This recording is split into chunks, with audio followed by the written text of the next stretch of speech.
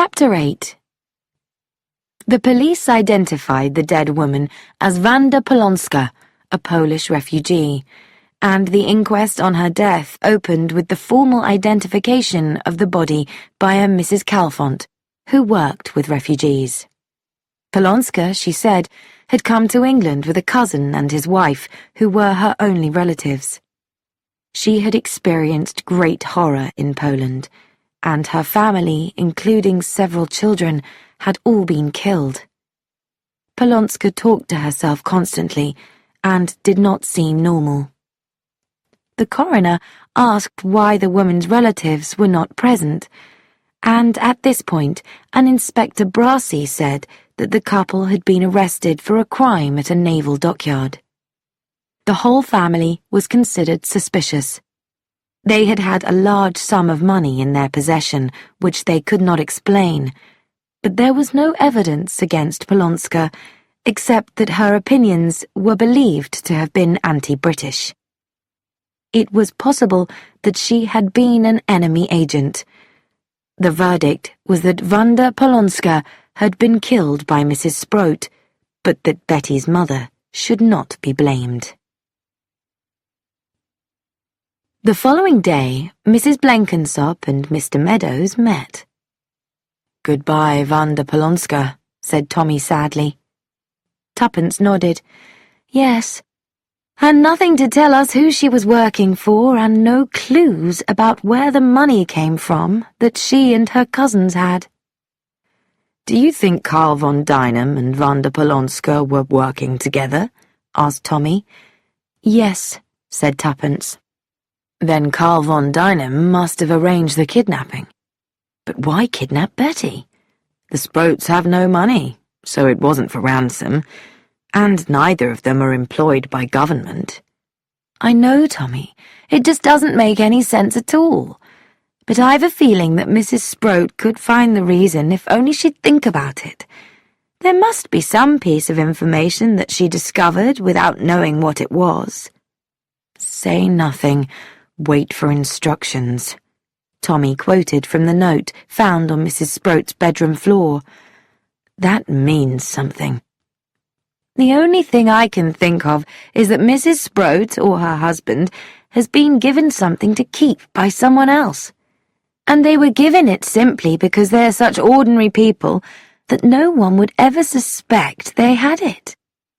Whatever it may be." "Have you asked Mrs. Sproat to think about why Betty was taken?" "Yes, but all she cares about is having Betty back. That, and having hysterics because she shot someone."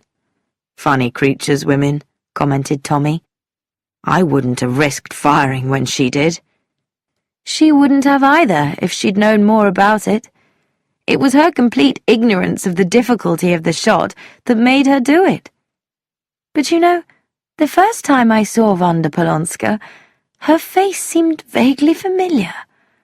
I wish I could remember who she reminded me of."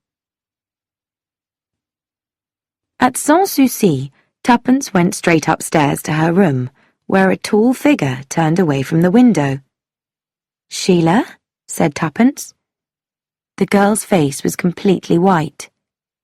"They've arrested Carl. What shall I do?"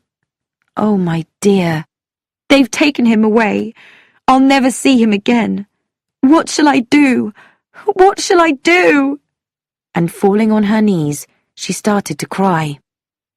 Tuppence stroked Sheila's dark head.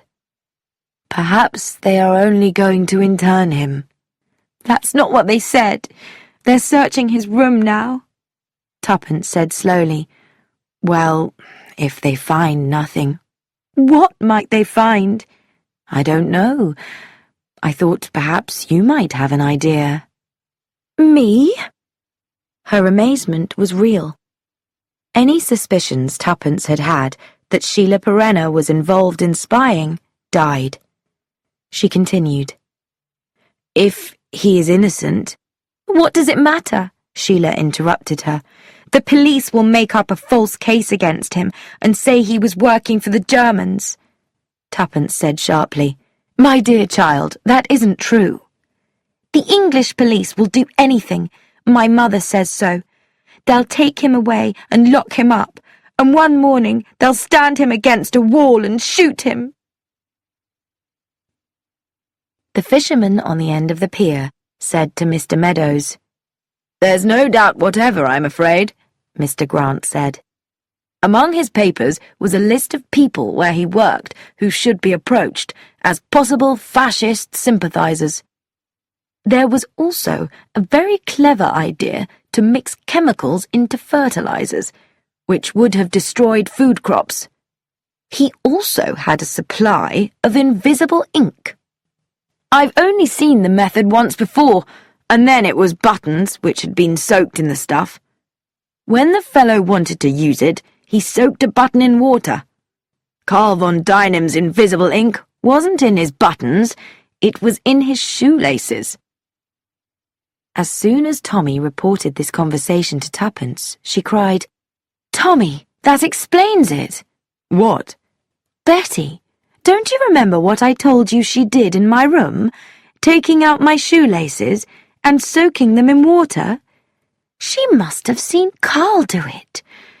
He couldn't risk her talking about it, and so he arranged with that woman for her to be kidnapped. Isn't it nice when things begin to make sense? Now we can move forward."